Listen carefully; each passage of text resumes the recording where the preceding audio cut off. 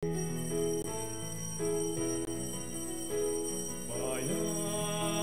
magsiawit na bayan, pinagpala ka, dakilang biyayang pangako niya.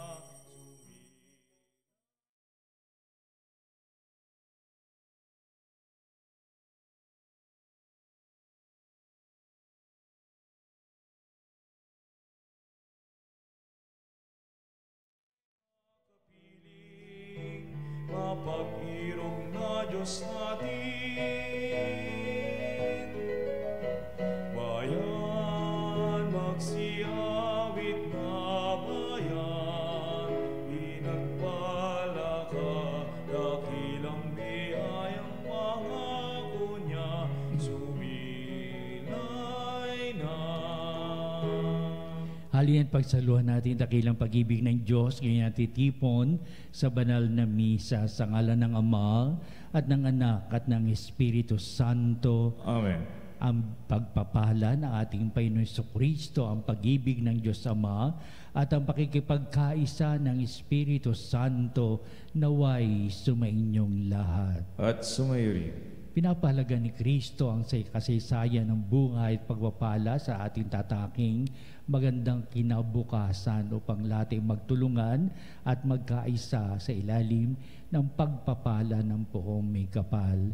Kaya upang tayo'y maging marapat na gumanap sa pagdiriwang na ito'y aminin natin ang ating mga pagkukulang. Humingi tayo sa Diyos ng kanyang awa at patawad. Inaamin ko Sa makapangyarihang Diyos at sa inyo mga kapatid, na lubha akong nagkasala sa isip, sa salita at sa gawa, at sa aking pagkukulang, kaya sinasamo ko sa mahal na Birhen Maria, sa lahat ng mga anghel at mga banal, at sa inyo mga kapatid, na ako'y ipanalangin sa Panginoong ating Diyos.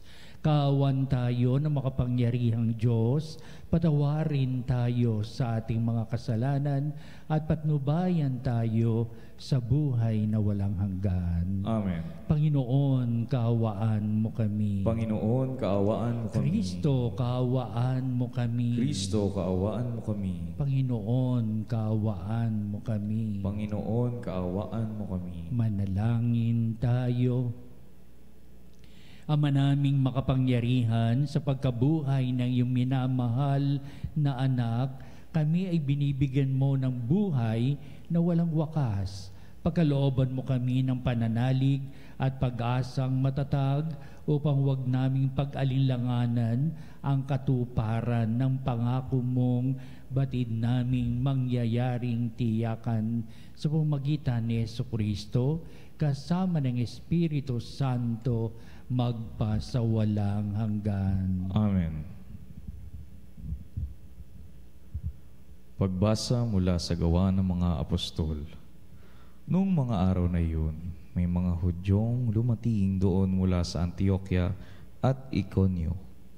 Sinulsulan nila ang mga tao laban kay San Pablo at kanilang binato siya.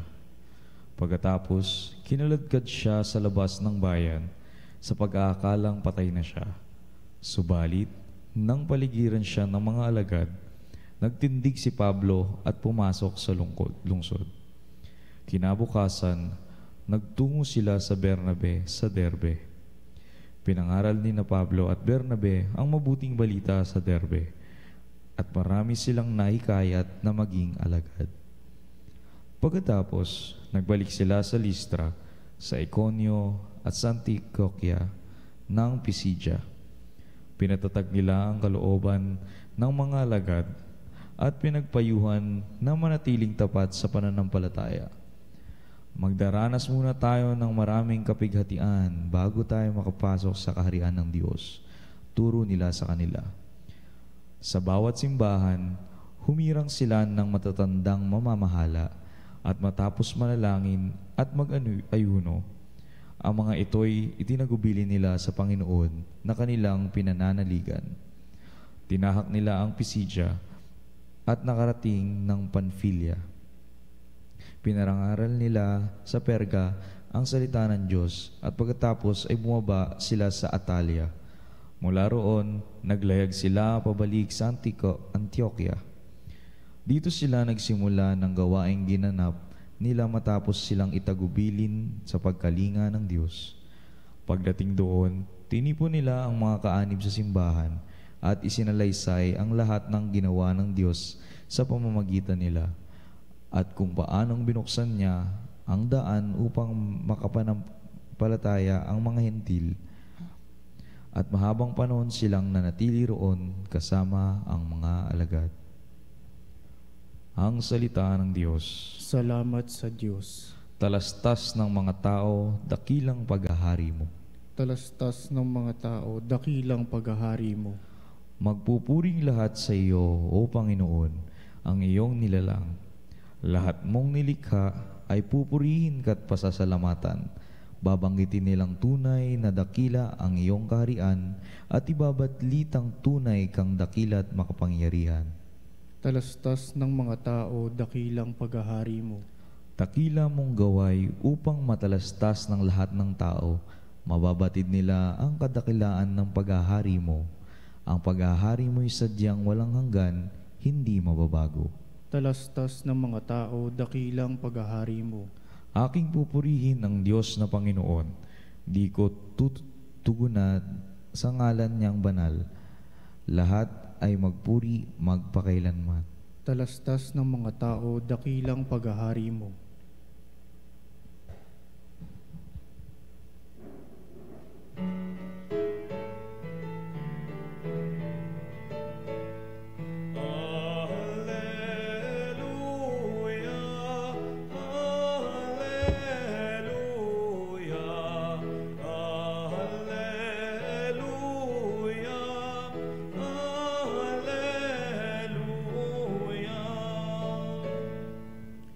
Sumainyo ang Panginoon At sumayo rin ang pagpapahayag sa Ebanghelyo ayon kay San Juan. papuri sa iyo, Panginoon. Noong panahon yun, sinabi ni Jesus sa kanyang mga alagad, "Kapayapaan ang iniiwan ko sa inyo, ang aking kapayapaan ang ibinibigay ko sa inyo. Hindi ito katulad ng ibinibigay ng sanglibutan. Huwag kayong mabalisa, huwag kayong matakot. Sinabi ko na sa inyo, ako'y aalis, ngunit babalik ako. Kung iniibig ninyo ako, ikagagalak ninyo ang pagpunta ko sa Ama, sapagkat dakila ang Ama kaysa akin.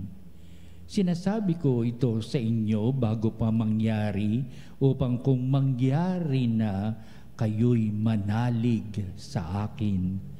Hindi na ako makahahaba pa ng pagsasalita sa inyo sapagkat dumarating na ang pinuno ng sanglibutang ito. Wala siyang kapangyarihan sa akin, subalit dapat makilala ng sanglibutan na iniibig ko ang Ama at ang ginagawa ko'y ang inuutos niya sa akin." Ang mabuting balita ng ating kaligtasan. Pinupuri ka namin, Panginoong Hesukristo. Mahirap talaga magpaalam, hindi ba?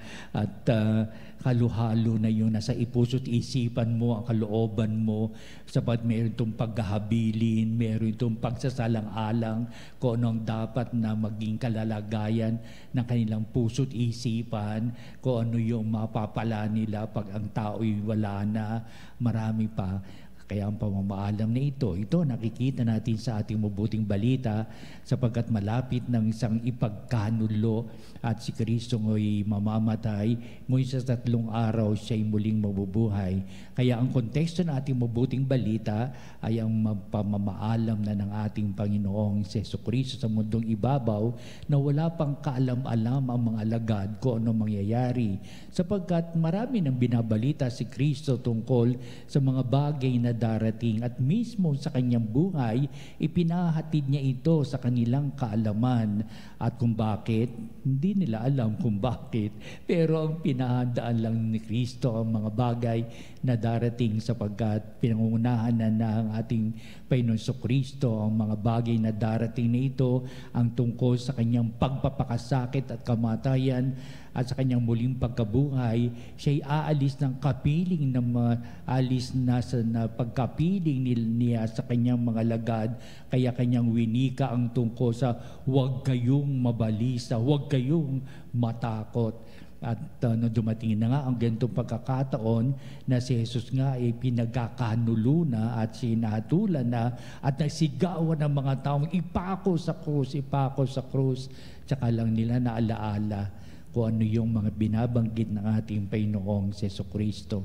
Sa unang bahagi natin mabuting balita kung ano yung layunin na naging buhay ni Kristo na magpahayag, magkaloob at ipaliwanag ang tungkol sa kapayapaan na hindi ito kaya pang abutin ng mga tao o bigyan ng panukala ng mga tao, sapagkat ang kapayapaang ipinagkakaloob ni Kristo ay nanggaling sa Ama, at ang makapayapaan naman na pinipahayag ng mga tao ay galing sa kaisipan ng tao na madalas nakabubuli dito sa iba't ibang uri ng kapahamakan.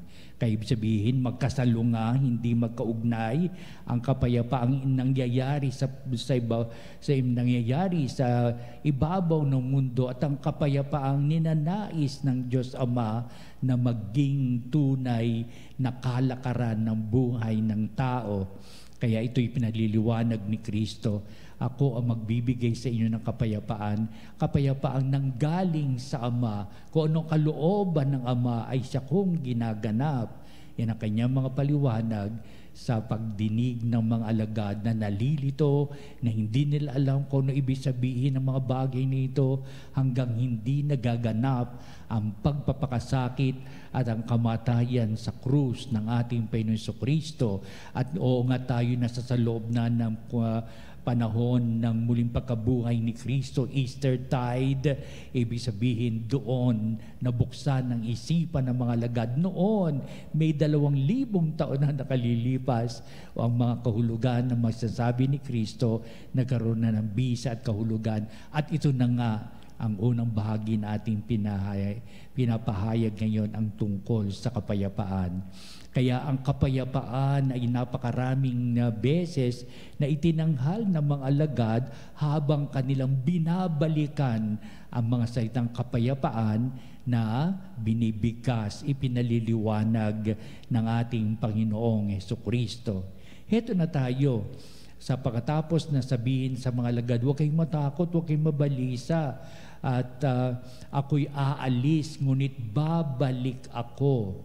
Matalinghaga ba yun sa mga alagad? Oo, hindi nila alam kung saan pupunta si Kristo at kung ano ang kanyang pupuntahan, ano sinasadya niya sa kanyang pupuntahan. Walang kalam-alam ang mga alagad sa ganitong munting pamamaalam at mahalagang pamamaalam ng ating Panginoong Jesucristo. Pero kinabig naman ating Panginoong Kristo ang pag-aalinlangan ng kanyang mga alagad, sa kanyang isiningit, ibinigay ang tungkol sa pag-ibig.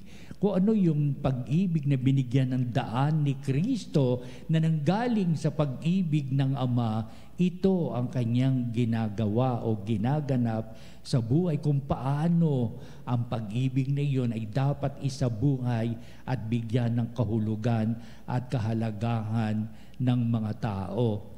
Kaya sabi niya, kung iniibig niyo ko, ikagagalak ninyo ang pagpunta ko sa Ama. Hindi nila alam kung ano ibig sabihin niyon. Hanggang sa muling pagkabuhay ni Kristo upang sabihin, mababalik sa Ama ang ating Panginoon Kristo na kanyang ikinagagalak na pagpunta niya doon. Dakilang Ama kaysa akin. Marami ng beses na nasabi ito ng ating Panginoon Kristo, nagkaroon lamang ng bisa at kahulugan sapagkat siya ngay muling nabuhay. At itong ibig sabihin, heto at binigyan ni Kristo ang halaga at kahulugan ng pag-ibig na nanggagaling sa Ama na isinabuhay ni Kristo upang ito'y maging palatuntunan ng bawat isang kumikilala kay Kristo o bawat isang tinaguriang mga Kristiyano. Tayo na yon.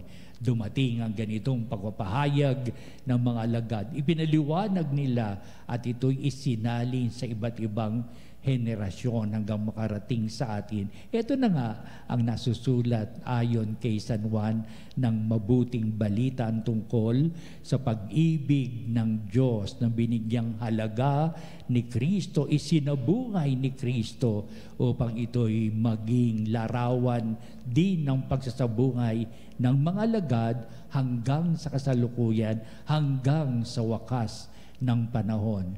Umiiral pa rin kay Kristo hanggang sa kasalukuyan kung ano kanyang damdamit kaisipan na binababasa natin sa kasulatan o sa Biblia o ngayong mabuting balita upang ito'y maging sangkap ng ating pangunawa, ng ating pagsasabuhay at ng ating walang hanggang hindi natanggap na pagpapala ng kaalaman, the wisdom of God. Sa bandang huli na ating mabuting balita ay pinapahayag ang pagpapakilala ni Jesus sa buhay makadiyos sa sanglibutan. At upang sabihin mo, wakasan na kung ano pa yung digmaan, hindi pagkakaunawan o alitan ng makasanglibutan, sapagkat ibabahagi na ng Diyos ang kanyang kapangyarihan na sa balat ng lupa sa pamamagitan ng ating Panginoong Jesucristo. Una, kapangyarihan upang ayusin ang mga bagay sa ilalim ng pagpapala ng pumikapal sapagat ito ay may takdang gawain sa larangan ng pag-ibig. Ikalawa, kapangyarihan upang magkaisa ng puso't isipan at upang ganapin ang matuwid na pamumuhay.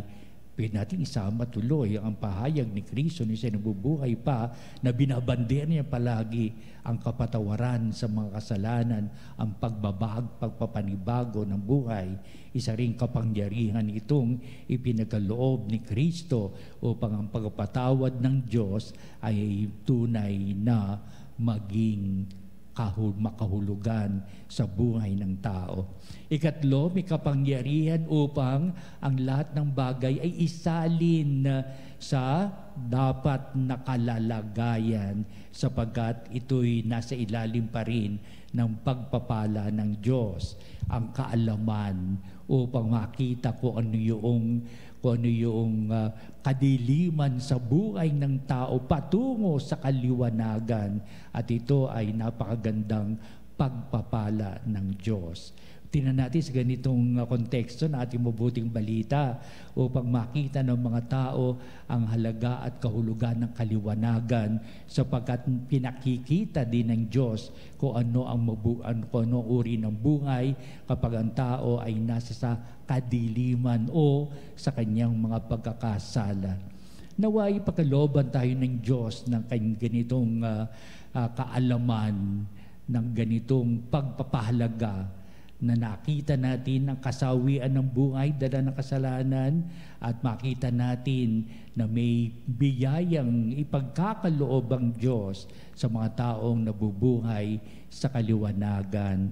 Ito pagdinuan ba na misang ito'y pagsaksi natin sa makahulugang buhay na binibigay ng Diyos sapagkat ang kanyang mga aral manatili para sa atin upang ito'y bigyan daan, ganapin at bigyan ng kahulugan sa buhay natin o buhay ng tao magpa sa walang hanggan. Amen.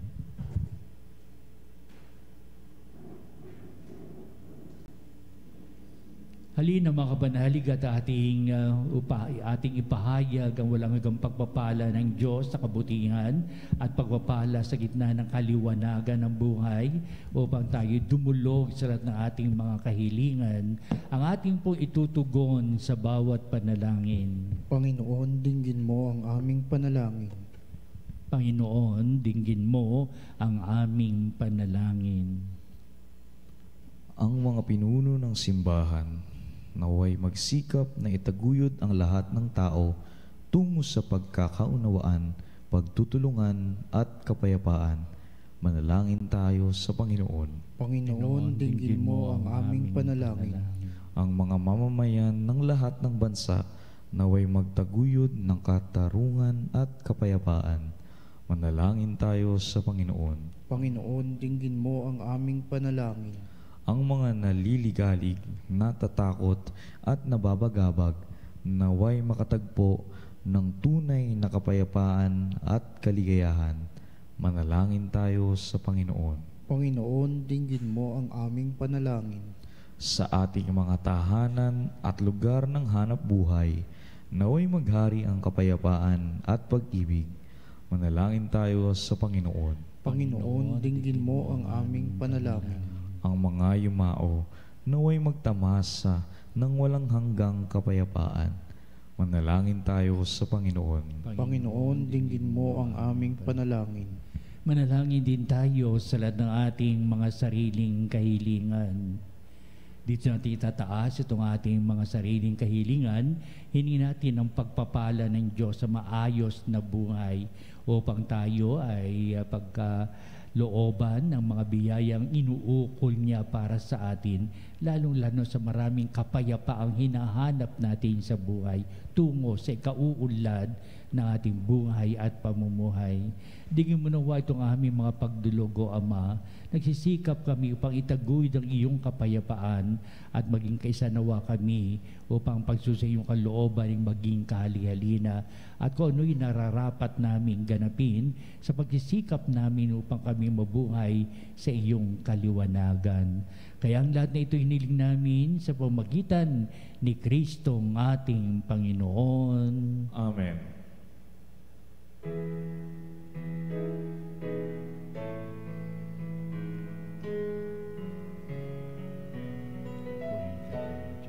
Ang himig mo, ang awit ko, lahat ng ito'y nagmula sa iyo.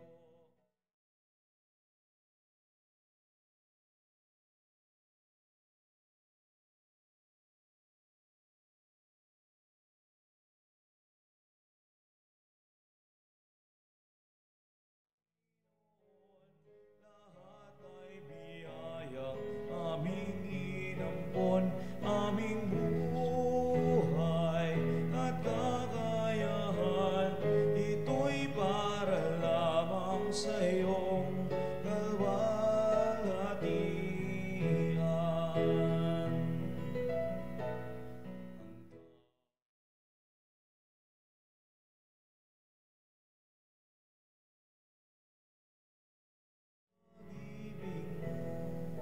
Manalangin kayo mga kapatid upang itong ating paghahain ay maging kalugod-lugod sa Diyos amang makapangyarihan. Tanggapin nawa ng Panginoon itong paghahain sa iyong mga kamay sa kapurihan niya at karangalan sa ating kapakinabangan at sa buong sambayanan niyang banal. Ama naming lumikha, tanggapin mo ang mga alay ng iyong sambayanang natutuwa.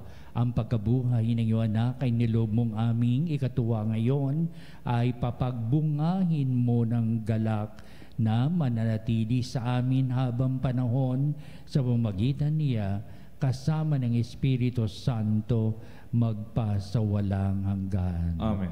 Sumainyo ang Panginoon. At sumayo rin. Itaas sa Diyos ang inyong puso at diwa. Itinaas na namin sa Panginoon. Pasalamatan natin ng Panginoong ating Diyos. Marapat na siya ay pasalamatan. Ama naming makapangyarihan, tunay nga marapat na ikaw ay aming pasalamatan. Ngayong ipinagdiriwang paghahain ng Mesyas, ang maamong tupa na tumubos sa aming lahat. Siya ay talagang maasahan at ang katapatan niya sa pananagutan ay siyang bumago sa dating pamumuhay sa sangkatauhang namihasa sa pagkasalawahan. Ang dangal ng tao ay ganap na itinampok upang mamana namin sa pakikipagkapatid kay Jesus. Kaya kaisa ng mga anghel nang sisiawit ng papuri sa iwalang humpay sa kalangitan, kami nagbubunyi sa iyong kadakilaan.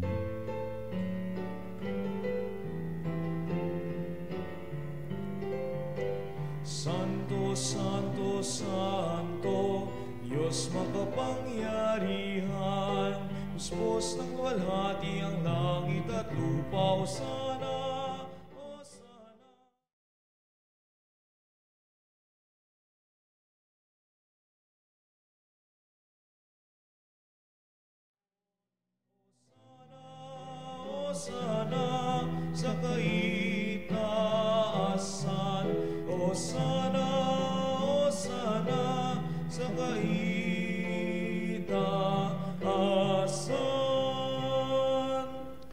Ama naming banal, ikaw ang bukhal ng tanang kabanalan, kaya't sa pamagitan ng Espiritu mong banal ng mga kaloob na ito, upang para sa amin maging katawan at dugo ng aming Panginoong Hesukristo. Bago niya pinagtiis ang kusang loob na maging handog, hinawakan niyang tinapay, pinasalamatan kanya, pinagati-hati niya yon, iniabot sa kanyang mga alagad at sinabi, "Tagapin niyong lahat ito at kanin, ito ang aking katawan na ihahandog para sa inyo."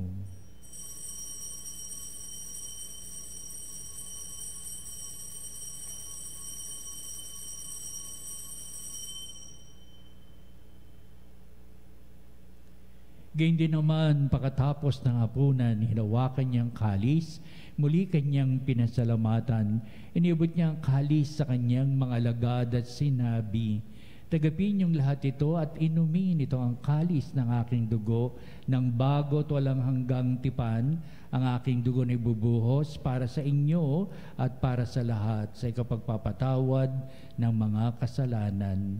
Gawin niyo ito sa pag-alaala sa akin."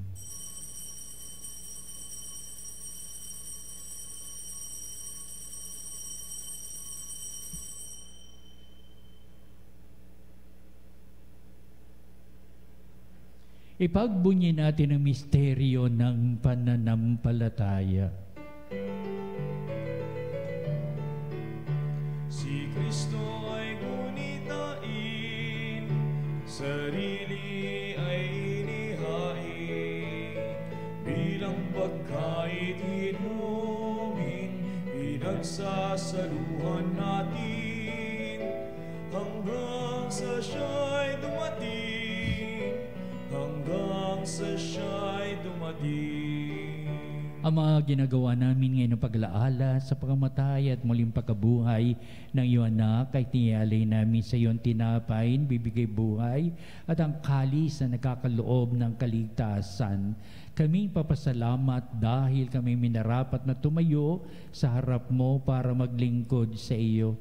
Sinasamo namin kami magsalo-salo sa katawan na dugo ni Kristo ay mabuklod sa pagkakaisa sa pamamagitan ng Espiritu Santo.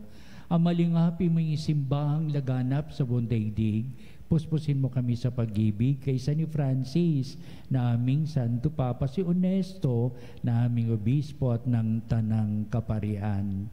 Alalahanin mo rin ang aming mga kapatid na nahimlay, na may pag-asang sila'y muling mabubuhay, gayon din ang lahat ng mga pumanaw. Kaawaan mo sila at patuloyin sa iyong kaliwanagan.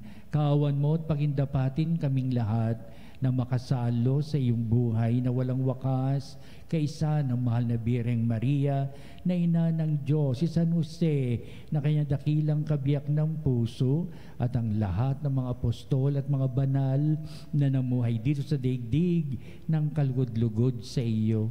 Maipagdiwang nawa namin ang pagpupuri sa ikararangal mo sa pamamagitan ng iyong anak na aming Panginoong Hesukristo.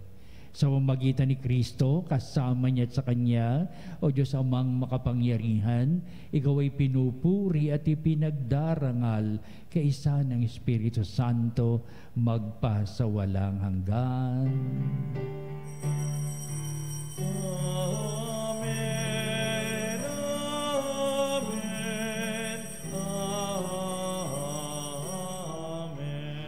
Ito na nga si Jesus ay muling nabuhay sa kapakanan nating nananampalataya sa lahat ng pagpapalang handog sa mabuting buhay, pagpapala rin upang may pagpapanibago ng landasin sa buhay na ito. Ating ngayong awitin ang panalangin tinuro sa atin na ating Kristo ang Ama namin.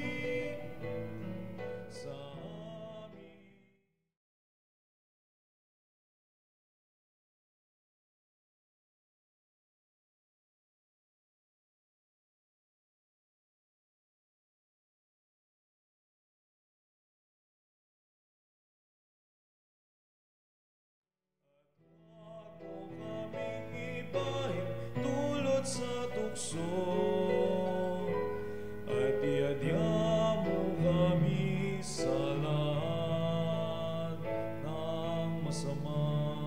Hinihiling namin kami Diyos sa lahat ng masama, pagkalooban ng kapipian araw-araw, iligtas sa kasalanan, dileyo sa lahat ng kapahamakan, samantalang aming pinanabikan na dakilang araw ng pagpapahayag ng tagapagligtas naming si Heso Kristo. Sapagkat sa iyong kaharian at ang kapangyarihan at ang kapurihan magpakailman. Pinang Heso Kristo, sinabi mo sa mga apostol, kapayapaan ang iniiwan ko sa inyo, ang aking kapayapaan, ang binibigay ko sa inyo. Tunghayan mo ang aming pananampalataya at huwag ang aming mga pagkakasala.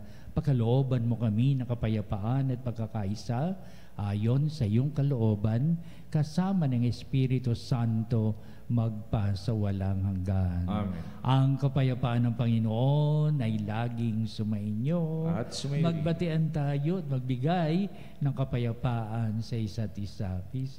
Kapayapaan po sa inyo mga kapanalig. Kordero ng Diyos na nag-aalis ng mga kasalanan ng sanlibutan, maawa ka sa amin. Kordero ng Diyos na nag-aalis ng mga kasalanan ng sanlibutan, maawa ka sa amin. Kordero ng Diyos na nag-aalis ng mga kasalanan ng sanlibutan, pagkaloob mo sa amin ng kapayapaan.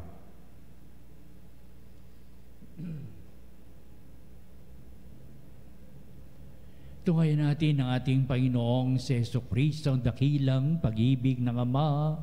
Siya na nag-aalis ng mga kasalanan ng sanglibutan, mapalad na matinatawag sa piging ng kordero. Panginoon, hindi ako karapat-dapat na magpatuloy sa iyo, ngunit sa isang salita mo lamang ay gagaling na ako.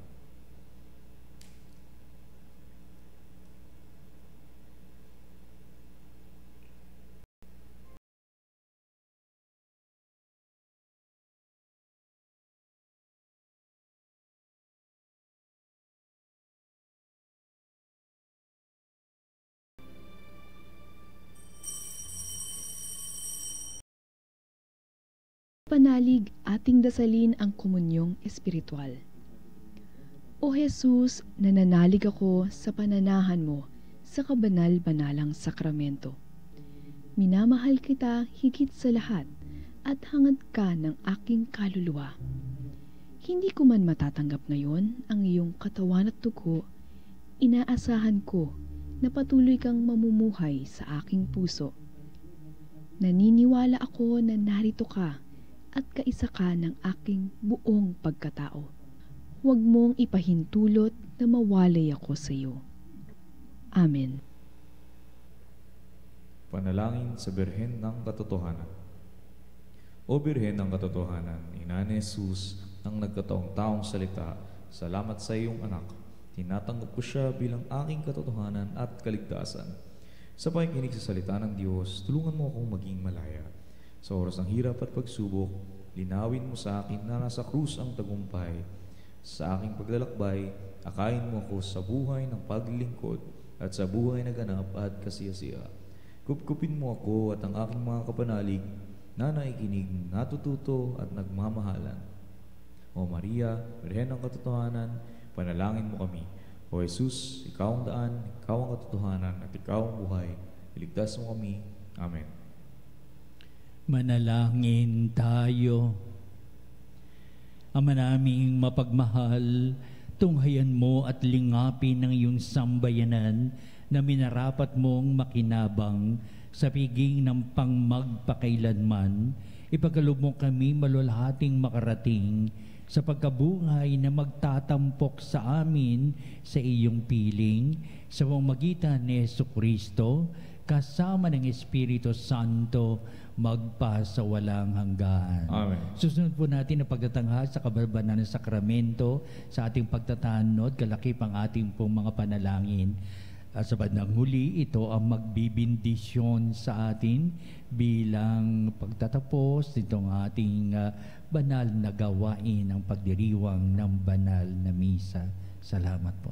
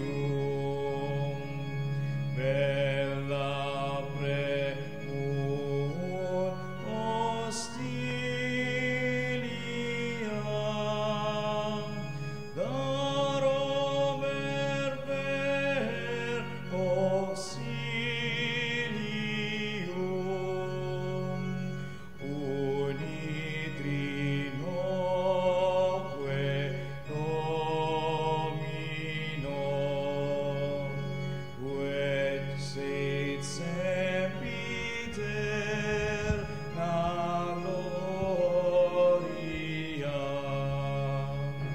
qui vitam sine terminum, nobis onem in patria.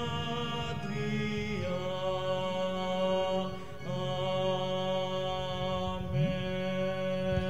Mga panalig bilang isang bayang tinawag ng Ama kay Hesukristo na pinagbuklod sa iisang katawan, tayo'y manikluhod at sumamba sa Panginoong Hesukristo sa kabanbanalang sakramento sa altar.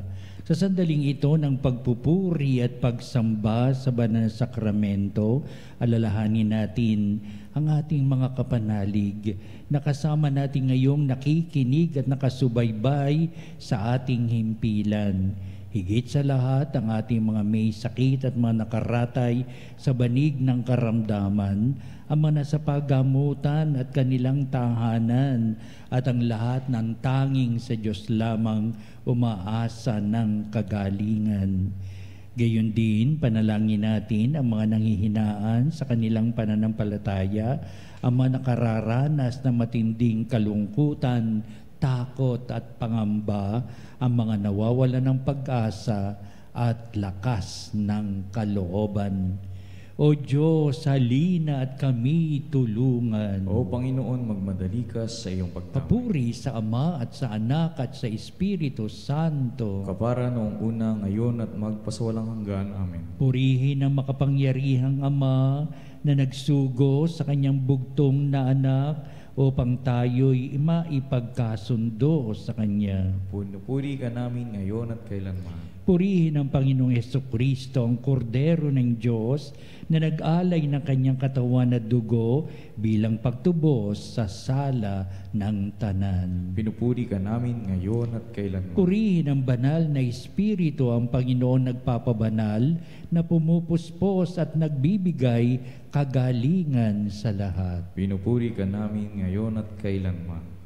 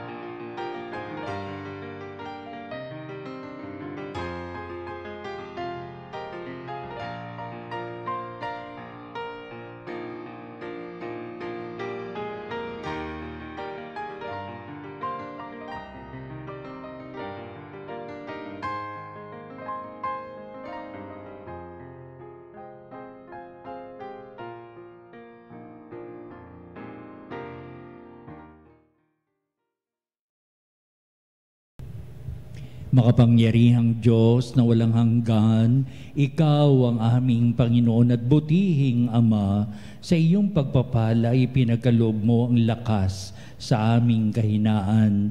Tunghayan mo po na may kagandahang kalooban ang iyong mga lingkod na may sakit at karamdaman, ang mga nababalisa at nawawala ng pag-asa, ang mga natatakot at nalulumbay, at ang may matitinding suliraning taglay at pinagdara ng hirap sa buhay, ang mga nasa bingit ng kamatayan. Pagalingin at aliwin mo po sila sa kanilang mga karamdaman at ibalik sa kalusugan at kapanatagan ng kalooban upang mabatid nila ang iyong kabutihan at sila'y magpasalamat sa iyong banal na pangalan. Hinihiling namin ito sa pamagitan ni Kristong ating Panginoon. Amen. Panginoon, nagsusumamo kaming dalawin ang tahanang ito at alisin mula rito ang lahat ng mapanirang kapangyarihan ng kaaway. Mananawa rito ang iyong mga anghel at banal upang panatilihin kami sa kapayapaan at sumaamin nawang lagi ang iyong pagpapala. Hinihiling namin ito sa pamagitan ni Kristong ating Panginoon. Amen. Gawara nawa tayo ng makapangyarihang Diyos ng kapanatagan ng kalooban at mapayapang buhay. Amen. Tantum ergo sacramentum lauset venere morcer nubi et antiquum documentum novo ceda tritui prestet fides supplementum sensum defectui genitori genitoque lauset jubilatio salus honor virtus coque sit in benedictio procedenti abut roque compassit laudatio. Amen. Amen. Panem de cielo, prestatisti Omne eis. elementum in se habentem. Oremus. Deus, qui nobis sub sacramento mirabili, passiones tui memoriam reliquisti, tribue quesimus, itanos corporis et sanguinis, tui sacra mysteria venerari, ut redemptiones tui fructum in nobis iuditor sensiamus, qui vivis et reinas in saecula saeculorum. Amen.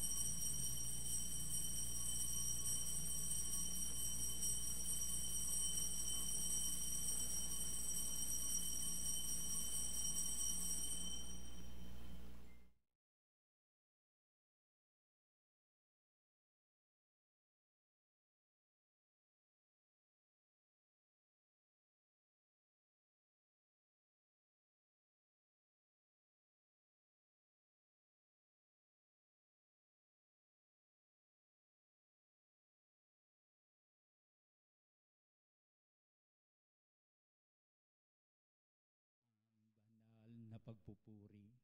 Purihin ang Diyos. Purihin ang Diyos. Purihin ang kanyang banal na Purihin pangalan. ang kanyang banal na pangalan. Purihin si Jesucristo, Diyos na totoo at tao namang totoo. Purihin si Jesucristo, Diyos na totoo, tao namang totoo. Purihin ang ngalan ni Jesus. Purihin ang ngalan ni Jesus. Purihin ang kanyang kabana-banalang puso. Purihin ang kanyang kabanal-banalang puso. Purihin ang kanyang kamal-mahalang dugo. Purihin ang kanyang kamal-mahalang dugo. Purihin si Jesucristo sa banal na sakramento sa altar. Purihin si Jesucristo sa banal na sakramento sa altar. Purihin ang Espiritu Santo ang Purihin mang-aaliw. ang Espiritu Santo ang mga aliw. Purihin ang dakilang ina ng Diyos, si Maria Santissima. Purihin ang dakilang ina ng Diyos, si Maria Santissima. Purihin ang kalisinisang paglilihi sa Kanya. Purihin ang kalinis-nisang paglilihis sa Kanya. Purihin ang Kanyang malulhating pag-aakyat sa langit. Purihin ang malwalhating pag-aakyat sa langit. Purihin ang ngalan ni Maria, Birhen at Ina. Purihin ang ngalan ni Maria, Birhen at Ina. Purihin si San Jose, ang kanyang kalisinisang esposo. Purihin si San Jose ang kanyang kalinis-nisang esposo. Purihin ang Diyos sa kanyang mga anghel